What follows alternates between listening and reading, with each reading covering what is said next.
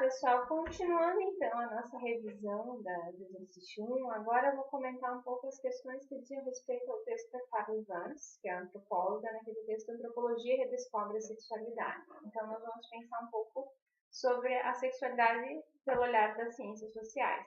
Para começar, eu vou apontar as questões que dizem respeito ao construcionismo social e o essencialismo, que causou algumas confusões. E em seguida, após essa apresentação, eu entro na questão da discussão entre a influência cultural e o essencialismo, que diz respeito justamente a pensar a reprodução humana e a relação com a sexualidade. Em primeiro lugar, o essencialismo. O essencialismo pensa a sexualidade a partir da ideia de que há algo inerente à natureza humana, que está escrita nos corpos, na forma de um instinto sexual que produz os comportamentos.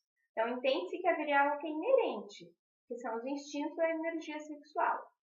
E também a sexualidade ela é vista como um mecanismo fisiológico a serviço da reprodução humana, mas também refere-se à manifestação de uma pulsão, que é a energia sexual que busca extravasar. Então, nós estamos falando de uma perspectiva fisiológica de instinto e também de energia pulsional ou sexual, né, que busca se extravasar, que então tem um mecanismo de repressão, que reprime o extravasamento dessa sexualidade.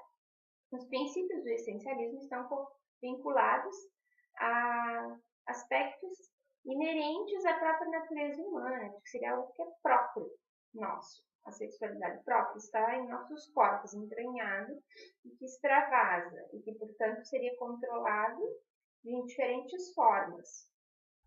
Já o construcionismo social ele vai problematizar a universalidade dessa ideia do instinto sexual, porque numa perspectiva essencialista não entra discussões sobre cultura, sociedade ou história. Basicamente, a perspectiva de pensar que é algo inerente à natureza humana e no essencialismo entende, então, que é universal. Estaria presente em todas as culturas, em todos os grupos humanos. O construcionismo social, então, vai questionar e problematizar a ideia de instinto sexual, porque pressupõe uma universalidade. Se nós estamos falando em aspectos culturais, nós sabemos, então, e aí teremos que relativizar essa perspectiva, que sabemos que há variações culturais da expressão da sexualidade. Portanto, não pode se pensar em um instinto sexual universal. Então, o construcionismo social ele vai questionar as abordagens que preconizam o instinto inato do comportamento social como um fator primordial da sexualidade. Nessa abordagem, como vocês percebem no texto da Vance, há diferentes compreensões sobre o que pode ser construído, né? Que se é a escolha do objeto ou o próprio desejo que poderia ser construído. Mas a ideia é de que há elementos construídos na sexualidade, então, que não são inatos, portanto, não universais. Na versão mais radical da teoria construtivista, não existiria, por exemplo, um impulso sexual de efeito fisiológico ou hormonal, pois o próprio desejo sexual ele é visto como sendo construído pela cultura e pela história. Como eu disse, como foi dito antes, vocês perceberam que na abordagem construcionista há diferentes compreensões sobre o que pode ou não pode ser construído. Na vertente mais radical, o próprio desejo ele é construído. Embora tenha essa diferença entre compreensões do que pode ou não pode ser construído, todas concordam que não importa saber, por exemplo, a origem da sexualidade, como no caso temos uma grande demanda hoje de estudos procurando a origem da homossexualidade. Não importa para a teoria construcionista se a homossexualidade ela é biológica ou não, mas a ideia dessa teoria é compreender como que histórico e culturalmente foi se estruturando determinado significado sobre a sexualidade, produzindo ela de uma maneira ou de outra. Como vocês acompanharam no texto, por exemplo, do Wicks, a construção histórica do significado sobre a sexualidade. Então, a proposta do construcionismo é pensar a sexualidade como um produto histórico e culturalmente determinado, que vai variar conforme o tempo e conforme o lugar. A teoria da construção social também entende que os significados atribuídos à sexualidade eles não são fixos nem aplicáveis a todos os contextos culturais. Então, não pode-se pensar que existe um significado universal da sexualidade, porque ele vai variar conforme o contexto ou o lugar, né, que nós estamos pensando e discutindo sexualidade. Por isso, né, que os atos sexuais fisicamente idênticos, eles não possuem o mesmo significado em diferentes lugares e tempos.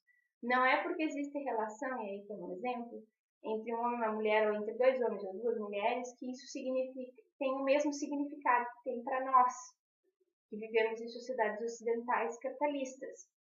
A ideia de pensar que os significados não são fixos é exatamente isso.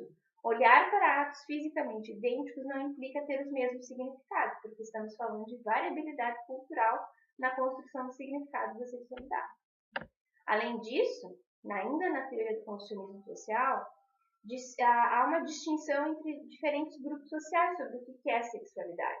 E até mesmo numa mesma sociedade vai haver variações, e entre diferentes grupos de uma sociedade e conforme também o período do curso da vida. O que nós estamos dizendo com isso? Que tem diferenças entre grupos sociais de uma mesma sociedade e entre diferentes sociedades sobre o que é sexualidade e como se constitui um comportamento sexual e o que pode e o que não pode, como também tem variações ao longo do período do curso da vida. Nós entendemos a sexualidade para a infância, para a adolescência, para o adulto, para a velhice, de formas diferentes, e todos esses são construídos, inclusive modificados, porque houve tempo em que a sexualidade, como a adolescência é uma própria construção, né, que não se pensava a sexualidade na adolescência, dado que as mulheres casavam, no que hoje a gente entende por adolescência, mulheres de 12, 13, 15 anos estavam casando e tendo filhos, porque estariam já prontas para assumir esse lugar na família. Então, no momento em que nós criamos uma fase, nós também mudamos o sentido sobre a sexualidade nessa fase, sobre a gravidez, porque agora nós temos a adolescência, né? E aí pensando a gravidez na adolescência como sendo um problema. Até uns séculos atrás, ou nem tantos séculos assim, ainda as mulheres engravidavam nesse período de por adolescência, porque assim já era legítimo casar nessa idade, constituir família e já ter filhos. Então, o significado do que vai ser sexual, ele vai variar conforme culturas e contextos históricos. Os grupos sociais, eles produzem categorias, esquemas, rótulos diferentes para estruturar as suas experiências sexuais e afetivas. Então, quando a gente vai pensar a sexualidade, a gente tem que pensar os significados produzidos por esses grupos. Porque não podemos tomar as nossas concepções de sexualidade, porque nós também somos produtos históricos. Nossas concepções são historicamente determinadas. Da forma como a gente olha a sexualidade é produto de um tempo e de um lugar. Não podemos levar esses conceitos para todos os grupos. Por isso que é preciso sempre pensar como que esses grupos produzem as categorias e os esquemas sexuais e estruturam as suas experiências.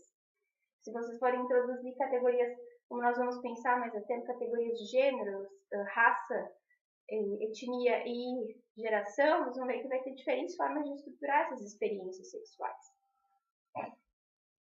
Por fim, é importante então marcar que não há uma relação entre ato sexual e identidade, pois não é a partir dos atos que vai se constituir identidades sexuais. Se a gente pensou, se eu falei antes, que atos sexuais fisicamente idênticos não possuem o mesmo significado em diferentes tempos e lugares, eu não posso concordar que há uma relação entre ato sexual e identidade. Fazer sexo com uma pessoa do sexo oposto ou fazer sexo entre uma pessoa do mesmo sexo não implica que isso constitui a minha identidade sexual, pois não é o ato que constitui as identidades. O próprio Wicks traz no texto dele que o ato sexual entre pessoas do mesmo sexo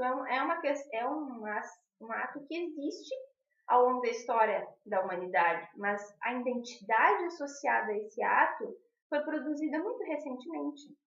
Então, não tem uma relação entre ato e identidade. O que constitui a identidade foi construída em um determinado período histórico da construção da sexualidade no século XVIII e que então começou a associar que aqueles atos sexuais realizados com pessoas do mesmo sexo constituem a identidade do homossexual. Da mesma forma, então, você tem que perceber que a prática sexual homoerótica, ela não necessariamente constitui o sujeito como um homossexual. Há alguns textos que apontam que as pessoas não se identificam neste lugar de lésbicas ou de gay, porque simplesmente fazem sexo com pessoas, ou mulheres que fazem sexo com mulheres, homens que fazem o sexo com homens.